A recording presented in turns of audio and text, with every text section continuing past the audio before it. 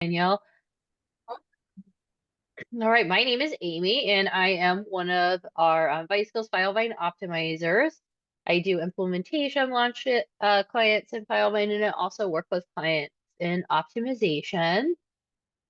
All right, so as we said, we're going to go through task flows and deadline chains. So we're going to get started with task flows, and I will share my screen here.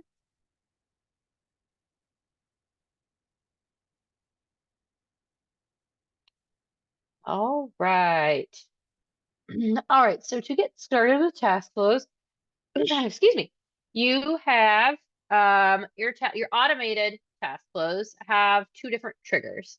So you can trigger a task flow by changing the phase up here, or you can use an action button. And I will go over both of these and just kind of little tips and tricks that I like to tell my clients with task flows and the best way to really utilize them and kind of best practices.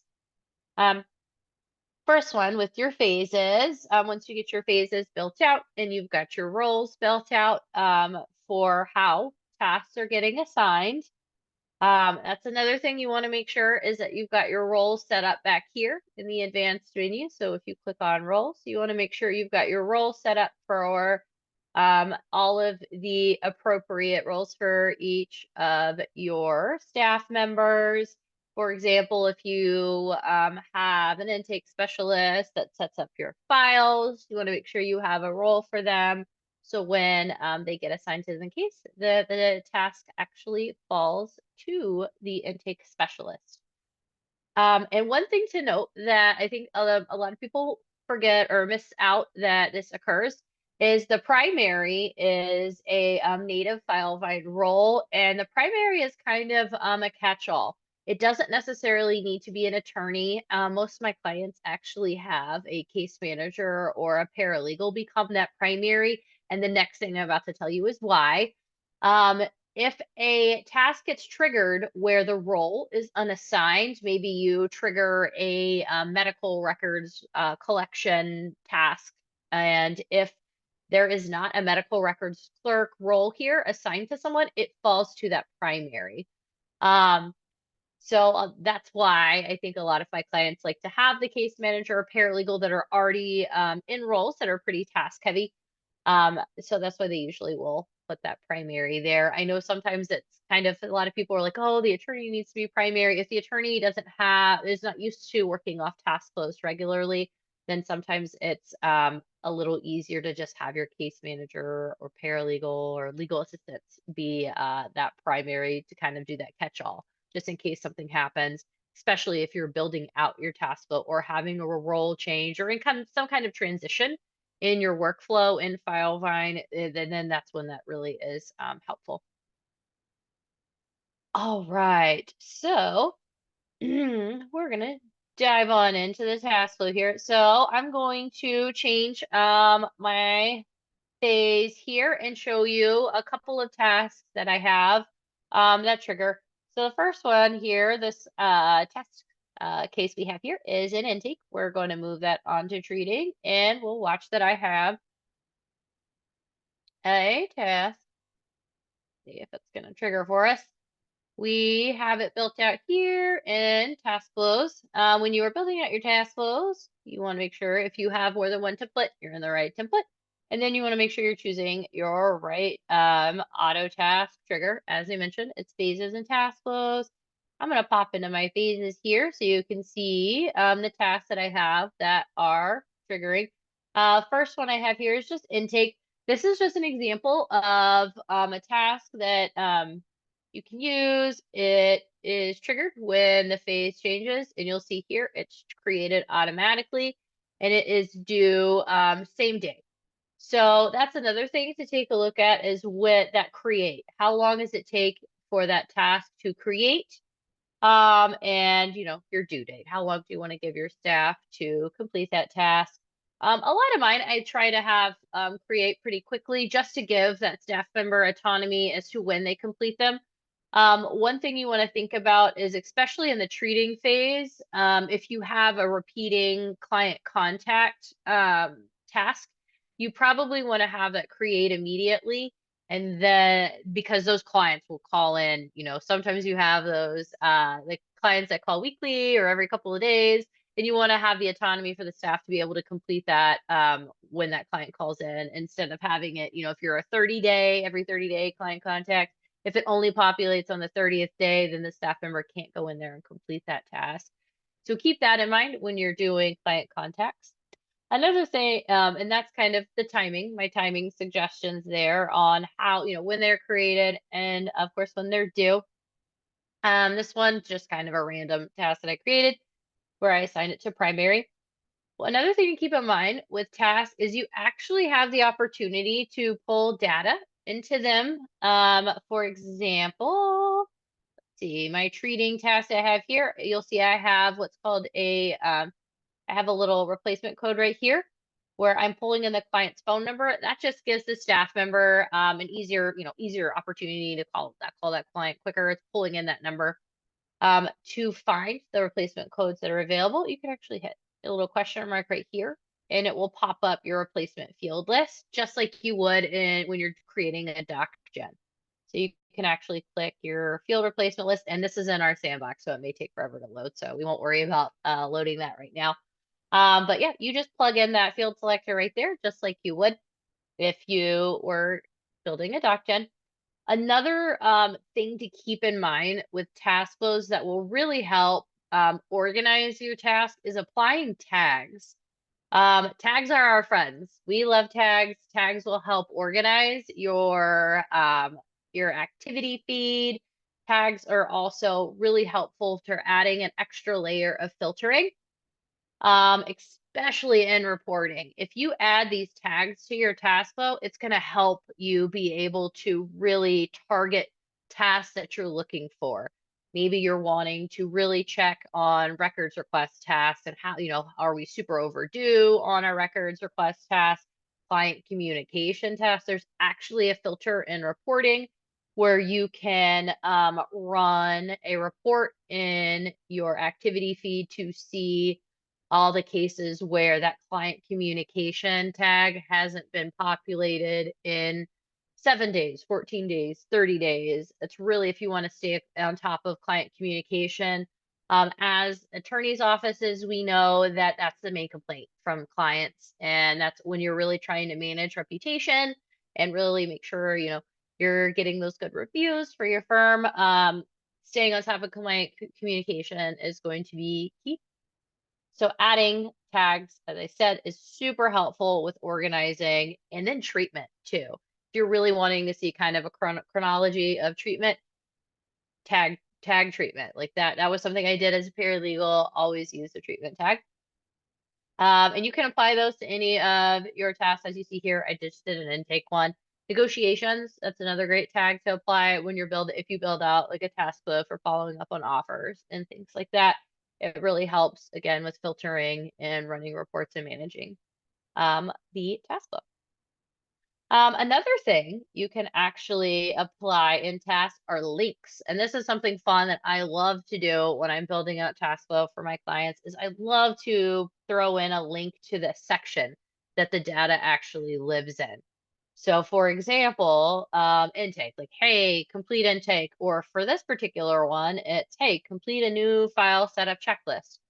That's another fun thing to do too, especially for my smaller firms. If you only have maybe 2 staff members, but they still need to send LORs, make sure we have HIPAAs, make sure we have police reports. There's still the full list of everything that needs to occur when you get a new file, and you need to make sure all those things happen, but you don't necessarily want to have a task for every single one of those items in that file setup checklist because they just don't have time to sit there and go through each task.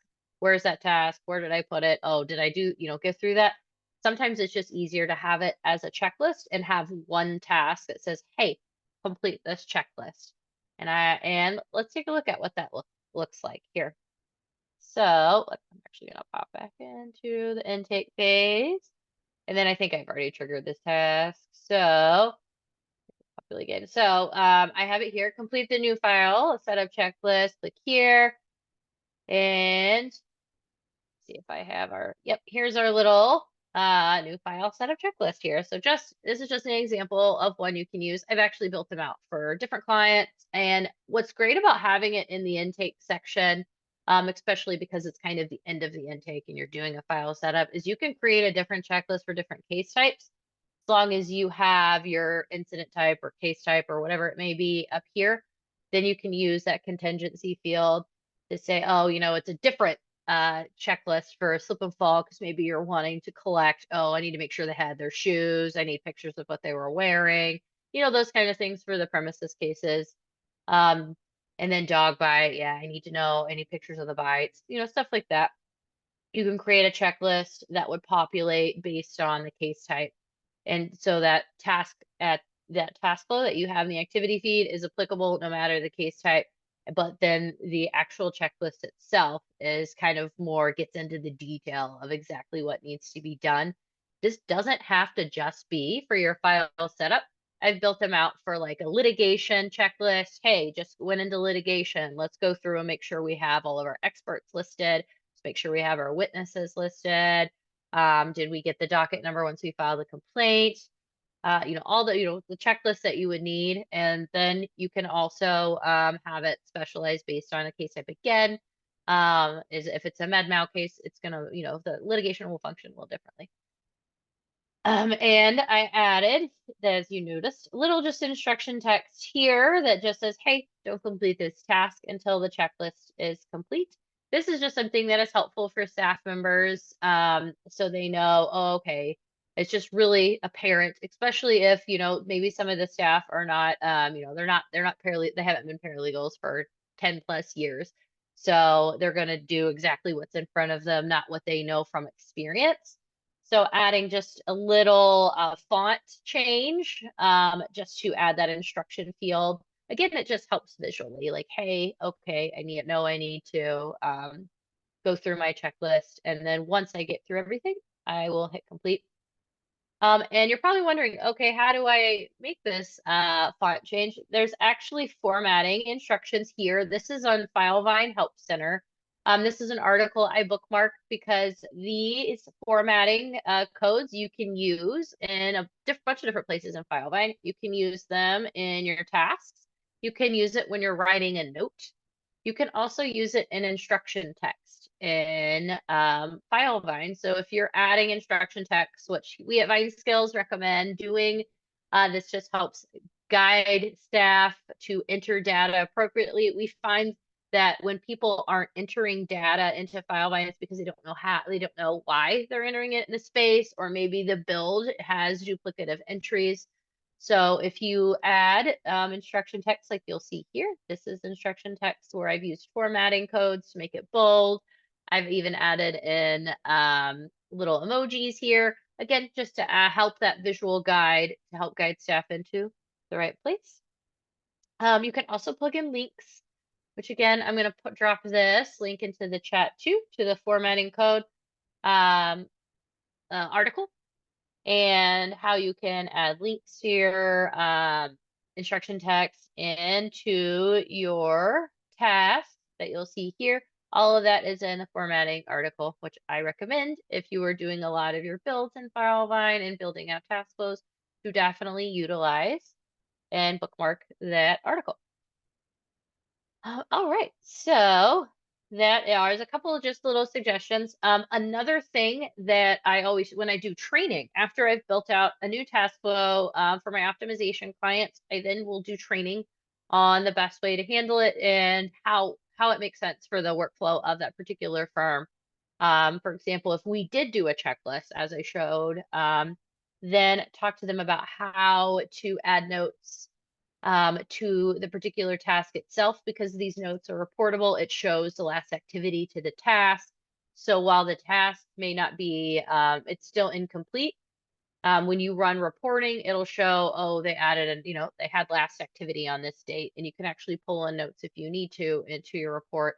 So for example, here, if I'm trying to complete my new file setup checklist task, but I don't have my police report yet, you can, add in a little note here, said, hey, call the police department. Report is not ready yet. call back on Monday. You can add that note in there. It helps kind of add, let you know that I'm working on this task. This is what's happening.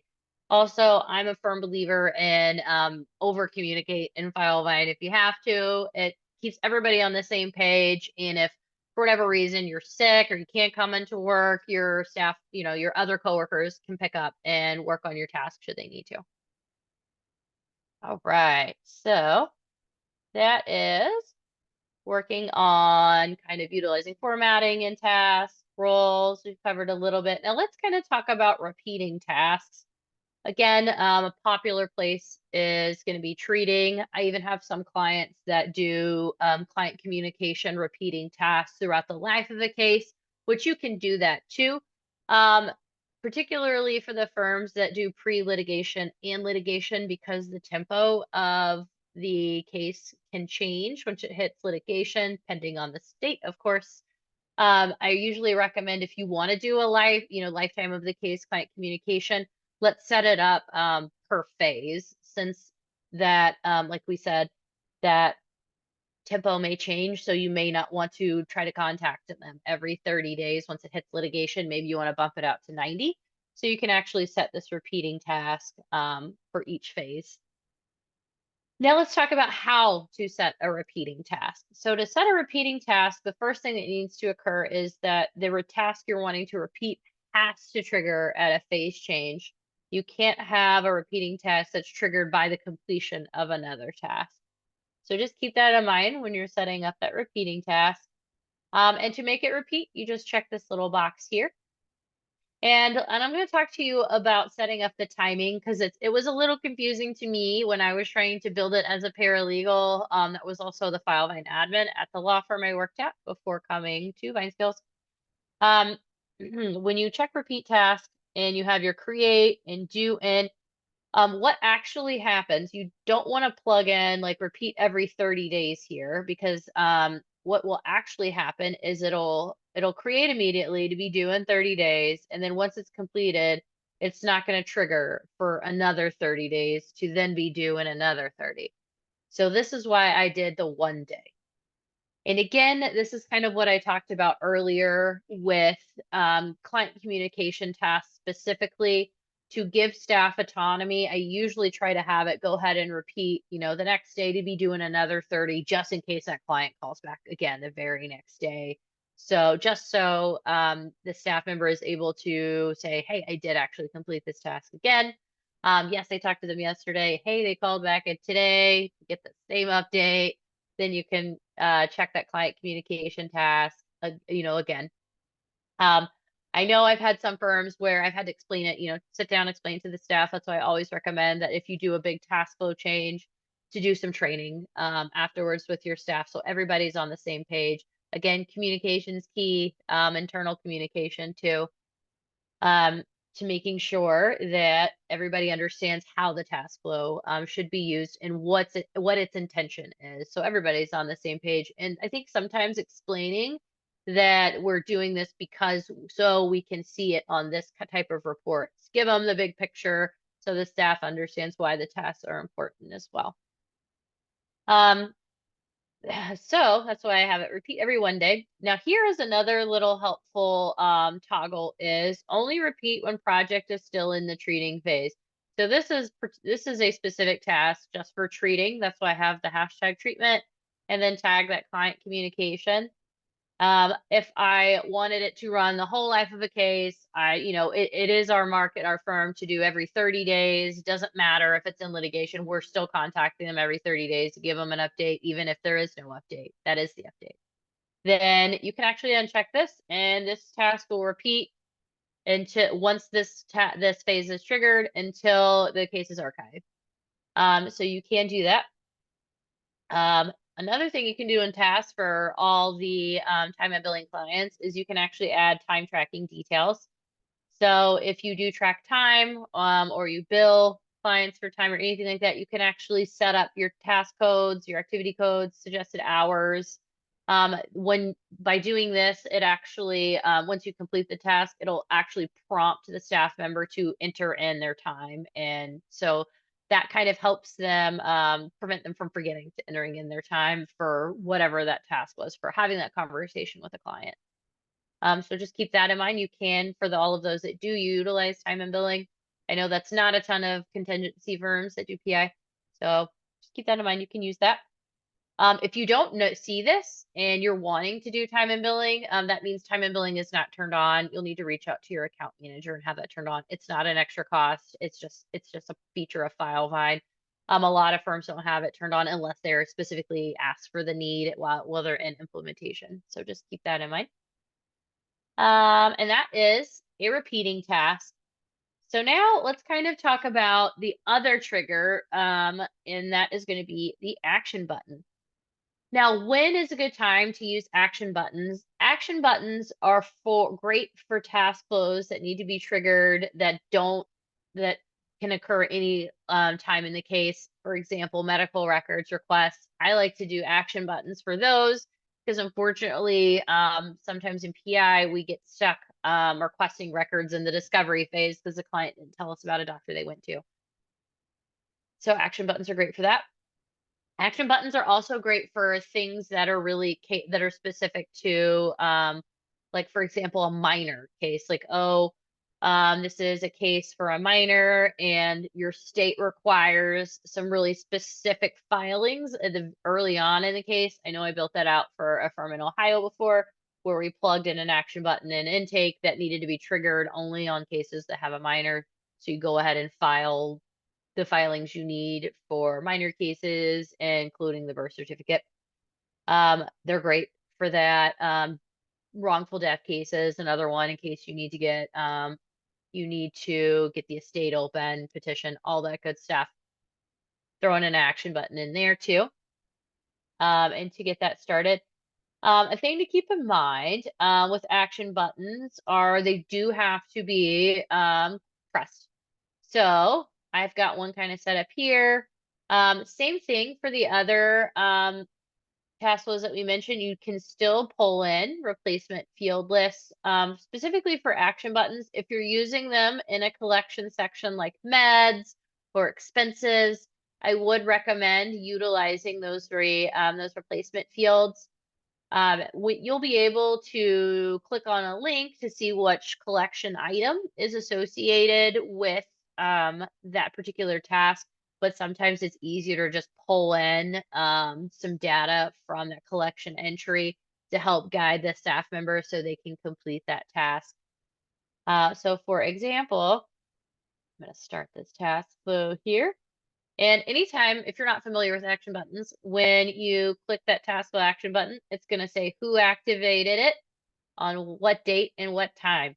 This was great for me as a paralegal. If I couldn't remember if I had triggered an action button for a medical records clerk to request records, I could go back in and be like, okay, cool, I did do that. So that's also super helpful. Now let's pop into our activity, and there is my request that I triggered here. And you'll see that I pulled in the name of the contact card just to let the staff member know. There are a couple of other, we can pull in anything else replacement field wise that is in that particular collection item. Do keep in mind that there are limitations in collection sections. You can't pull something from another collection section, that kind of thing. It's only going to pull the items in that particular collection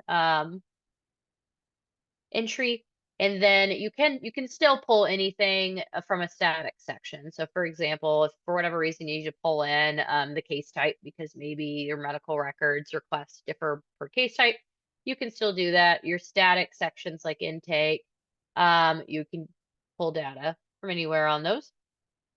Again, hashtag added my tag for medical requests. Again, that's going to make it super easy to be able to filter a task report to look for requests on medical records and just really see how much time it's taking staff members to do those. And another thing to keep in mind with task flow is they don't have to be completely linear. You can have, you can have 5 tasks trigger at the same time. I have a lot of firms that do that just because there's no specific order for the task flows. if there is a task, if there is an order, you can have them trigger based on completion of another task. You can have 3 tasks trigger upon the completion of a task. It can be a tree, if you will, of task flows. So you can do that too. So, you can think outside of the box with Taskflows. I have some firms that have really complex workflows. One firm that was specific to employment law was really complicated, and they used Taskflows and deadline chains. And I mentioned just create a flow chart if you're having a hard time visualizing it first, and then plug it into Filevine. And that was just something that helped them with a complex workflow. One thing I would keep in mind about repeating tasks is that if you do a repeating task in an action button, it's going to repeat forever until you come back in here and reset this action button.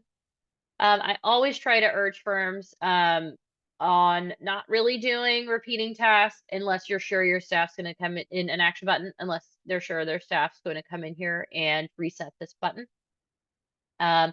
Another thing is permissions. If you are not a project admin, so if you're not an admin on this particular case, then you won't be able to reset that. So if you have medical records clerks that need to reset repeating buttons because they've gotten the records in, but they're only they're just collaborators, they're not admins, that on a project admin on a project level, then they won't be able to reset that button. So keep that in mind when doing those repeating tasks in action buttons. All right, and that is task flows and how to kind of build them out and the different items that you can do. So if anybody has any questions on task flows, feel free to use the Q&A. As I kind of dive into deadline chains next. And kind of to transition in is you can actually create a task flow or a task to trigger a deadline chain. I do that all the time to help transition the flow. I have a client that uses deadline chains for statutes because they want it to have that have it automatically count so they don't have to count it themselves. And I actually created a task that says, hey, trigger SOL chain at the end of their kind of file setup phase. And then I put a link in there to the deadline chain section to help guide the staff in there to trigger the deadline chain. So let's go into deadline chains here. Now, deadline chains are great for hard deadlines, whether that's case management orders, scheduling orders that are specific.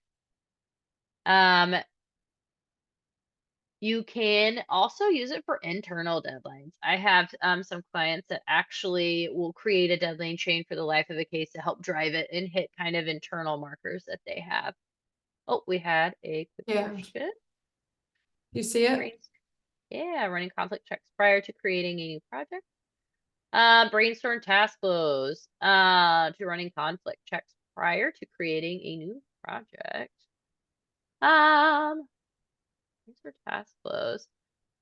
You can definitely create a task before maybe it's in. I don't know if you're using lead docket, but you can always have a just kind of initial like start phase where you're creating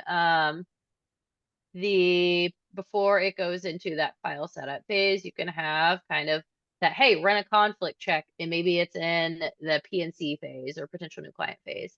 And run that conflict check before, whether it's before sending the retainer or before converting the lead. You can have a task to run that conflict check if you're doing your leads in Filevine. Awesome. Yeah, sounds good, Josh. All right. So deadline chains. As I mentioned, they're great not just for hard external deadlines. You can use them for internal deadlines to help just kind of hit those markers. I see deadline chains mostly for litigation just because it is deadline based, it's date based. It's not 5 days, from the trigger of this. It's triggered based upon an initiating date. For example, complaint file date. And then everything after the complaint filed, hey, you've got to make sure you have your experts. You need to make sure all the discovery is complete by this date. Anybody that's worked in litigation knows that sometimes those are popular orders to get. Some states have state-specific orders that are kind of the same no matter what county you're in or district. Or maybe you guys file cases in the same district or county regularly, and they have the same order they use every time once that trial date's set. Here's all your deadlines based on that trial date. Then deadline chains, you're going to want to use them. They're great. I built them out for a bunch of clients specifically for kind of what we talked about. I also, as I mentioned, I've also built them out for internal deadlines that they may have. To just help drive the case. Like, hey, we want to have we want to make sure we have all of our witness statements done by this date. Even though it's not a hard external deadline with the court, that's just something we're comfortable with based on when they got a trial date. They want to have all this stuff done. So to trigger deadline chain, you do have to come in deadline chains and then add, and I think I've got a trial one I built out in here. Trial deadline chain. All right, so this is one that's just based on a trial date because that's popular. One thing to keep in mind is if you're working forwards or backwards, you can do both. Yeah, you can do both in the same chain. You don't have to have what would they call an anchor or parent date for this one. This is the trial date. You don't have to have just one. You can have multiple ones throughout the chain. For example, if you have a trial date, you can also have an independent preliminary hearing and then have other deadlines based off that particular date too. This one I believe just has the one trial date, this one anchor hearing. So let's just plug us, come down in here and pick a trial date.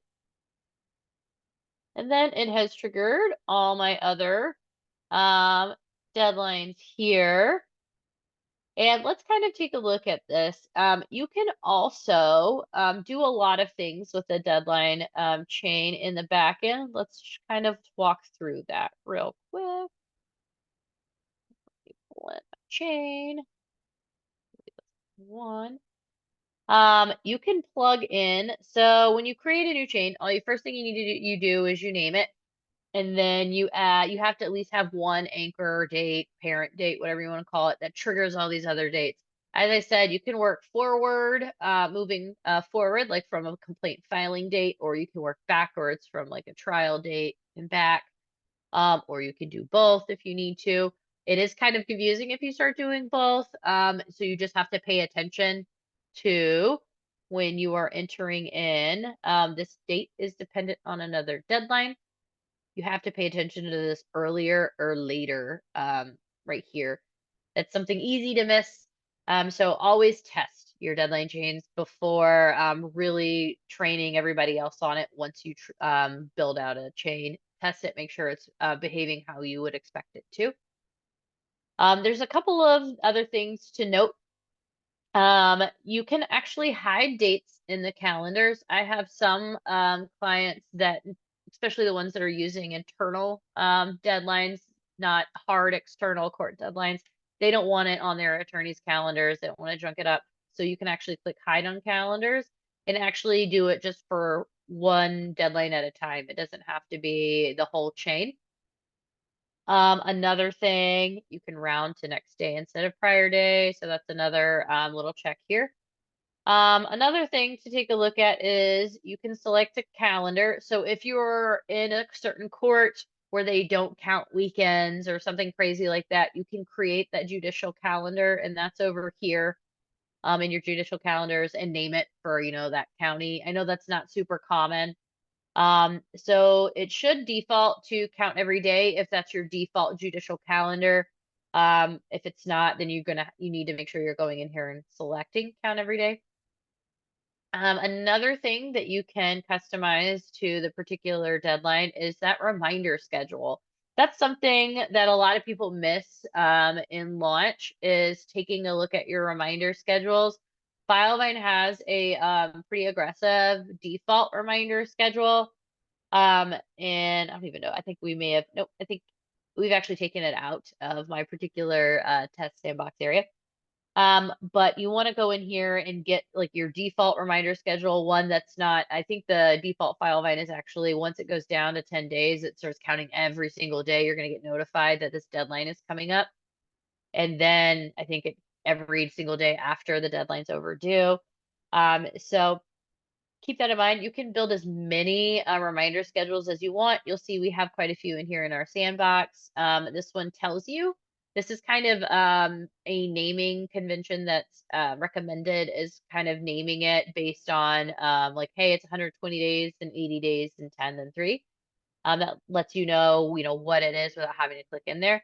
Another thing is I have some clients that name it based on what it's for. For example, they had one client that had appeals. So they had an appeals reminder schedule. They had one for motions hearings. They had one for statutes. SOL, since they're so far out, then they don't necessarily, they want their first reminder to be 180 days. So, and then for litigation, since it's not quite as far out, then they don't need that extra 180-day reminder because it's not that as far out. So that's another naming convention you can do in reminder schedules. I always like to talk about reminder schedules when we're doing deadline change, just so people know to go in there and check those, and then check your default for the org, because likely all of your deadline fields included, are assigned to the default if you've not taken a look at your reminder schedules. And if you have that aggressive default Filevine reminder schedule, then everybody's Filevine user feeds are going to be just chock full with reminders, and they're not able to manage their feed. Feeds can be useful if they're being managed, so people know what's going on in cases. So those are just some little best practices there. All right. Another thing you can do is plug in URLs. So if you need to reference local rules, or a scheduling order or a case management order, anything like that, you can plug in URLs. There's one in here that we've plugged in when I created this chain. You can also plug it in per date. If for whatever reason you need to say, hey, reference this PDF that with the court to complete this particular deadline, plug it in here. Notes. I plug in notes all the time, specifically making sure that staff are entering in their dates correctly for triggering. That's another thing to keep in mind, is you need to keep an eye out for if it's when it's completed or when it's due. If you're working backwards, it's most likely going to be when the trial gets a due date. If you're working forwards, like from filing a complaint, it's most likely gets completed. And that's particularly the one where I always usually add a note that says, hey, make sure you're entering in the completed date, because people want to default to entering in, oh, this is the complaint filed due date. No, this is action that's already occurred, so it needs to go into that completed entry. And let's go back on our project here, right here. So if I'm trying to kind of work forward, this is an action that's already occurred, so it needs to go into completed. And those are kind of just some helpful things that I've seen trip up people in deadline chains. Pay attention to earlier or later, and do and completed as far as triggers, because those are something when you can go down a deadline chain rabbit hole. Another thing that isn't as common when I build them out, but it is something that you can do, and that is deadline groups. Deadline groups are when you have 3 particular deadlines. This one is like a motion in limine, personal, or by mail, where the deadline may differ, but only one needs to be completed. For example, I had one client recently that I did a deadline chain for, where they had a streamline or a general, and it just depended on which particular order, they went down, and it was only for one item. So one was, a further out date, the other one was a streamlined, quicker date, and you can plug in the different time frames. So for example, for this motion limine by mail, it's only going to be 10 days, and then this one happens to be 5 days because it's personal, in person. And then The only thing about the groups is that they do have to be triggered by, they have to have the same date trigger. So it does have to have that same trial date. So it has to have the, whether it's the trial date gets a due date, and that's going to be the trigger, but they can have a different time frame here. And let's show you kind of how specifically the group works. If you complete one, so let's say I come in here and complete the personal, it'll actually complete all of the deadlines that are in the group. So that's kind of what the group is for. It's kind of like a multiple choice of deadlines. You can just pick one, and once you complete that one, it completes the whole group. And now, another thing to keep in mind with deadline chains is you can add notes. So maybe it gets rescheduled. What trials do, we all know, it depends on the judge, of course. Add a note. Train your staff to add notes. As I said before, I'm a firm believer in over communication, specifically in Filevine. So let's add a note that, hey, trial got moved. Trial got moved to 12:20. And let's do this too. Got moved from, put that historical date in there. And then it'll tell you like, hey, and let's say it's defense, the defense that keeps moving it, then you can go back to your notes here and be like, hey, the defense has moved this 1,000 times. Like, we need to probably, let's stop agreeing to move it at this point. It just gives you the notes and the kind of historical stuff for your chains. And you can also run your reports on your deadline chains and run a report to see it and add notes to it. So you can actually look when you're looking at it from a management level, you can add the notes to, and that lets you take a look at it.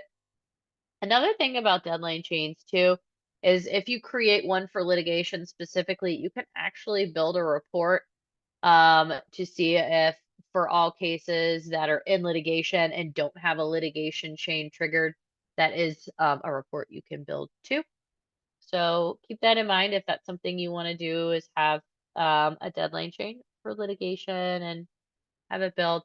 And again, doesn't have to be specifically for litigation. You can use it internally for kind of workflow guide, workflow structure, kind of like the bones of how you want the case to work from a certain time frame of, and maybe it's the sign up date, the date of intake, the date they signed the retainer, and you want to have like, hey, we want to be scheduling depots at this time, or hey, we want them to wrap up treatment by this date.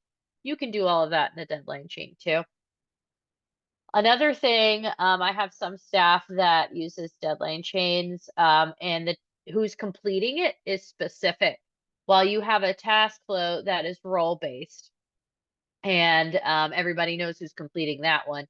If you have a team working on this one thing you can do is you can put like paralegal. So they know, the attorney knows, hey, the paralegal is actually going to be the one that makes sure that the exchange of expert witnesses is getting completed. You can actually add that in there. It doesn't only notify the paralegal, but it just makes it clear in your communication that that person is responsible for that deadline. So just keep that in mind. That's just kind of a workaround I've seen some firms use when it comes to knowing who's completing the deadline. Just put it in the deadline itself. One other thing I want to talk about with deadline chains is you can actually trigger the same chain more than once. I did this specifically when I practiced as paralegal was for service. In our state here in Tennessee, we have to make sure that service is reissued once a year or you blow a statute. So I created chains for service. And as you know, if you have multiple defendants, you need to track multiple, and you can track multiple chains by doing that. And how do you differentiate between the defendants? You come in here and you can rename the chain. So let's say it's defendant Smith here. And then I'm going to trigger another chain. There we go. And let's just go ahead and give it pick another random date just so I can show you guys what this looks like on your calendar when you're doing these. And let's just call it Williams. And then when you go into the project calendar, it'll tell you in the actual deadline entry on the calendar which chain it's for. If you just, it's that simple changing the name of the chain for this particular project to know, okay, this is the service I need completed for this defendant. Maybe it's a defendant owner, defendant driver situation. Hey, maybe use it for discovery. Hey, they haven't answered their ROGs yet. We need to file a motion to compel. This is how a way to be able to track that here is just by renaming the deadline chain.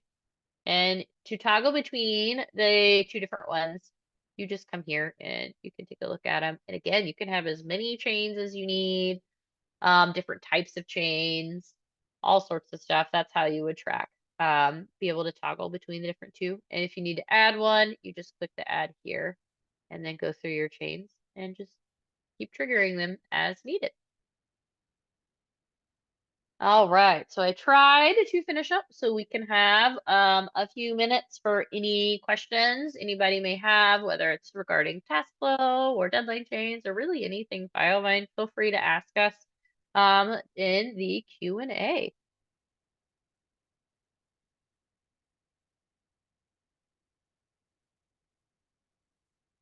That was a really awesome tip, Amy, about Thank you. changing the names. Yeah, I really love that. I never thought of it like that before. So thank you on that. Yeah, you're very welcome. It was trial and error to figure that out years ago because I needed a better way to track service. Yeah, I hear you. Josh said no questions. Great job. Thank you, Josh.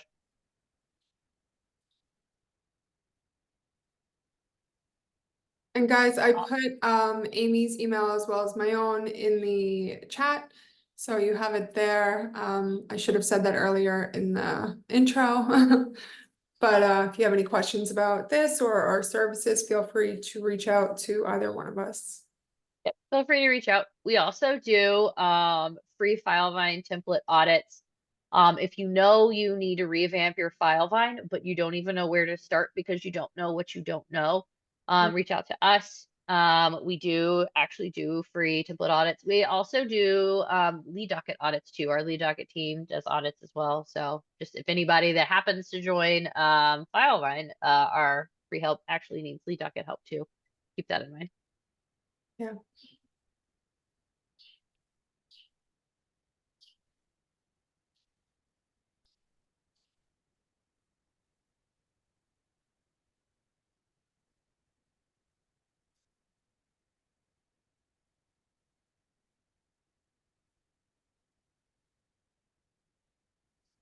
It looks like everyone, well, not everyone, but most people dropped, I guess. All right. All Sounds right. good. I think we'll wrap it up for today. I'm gonna stop recording if I could figure out how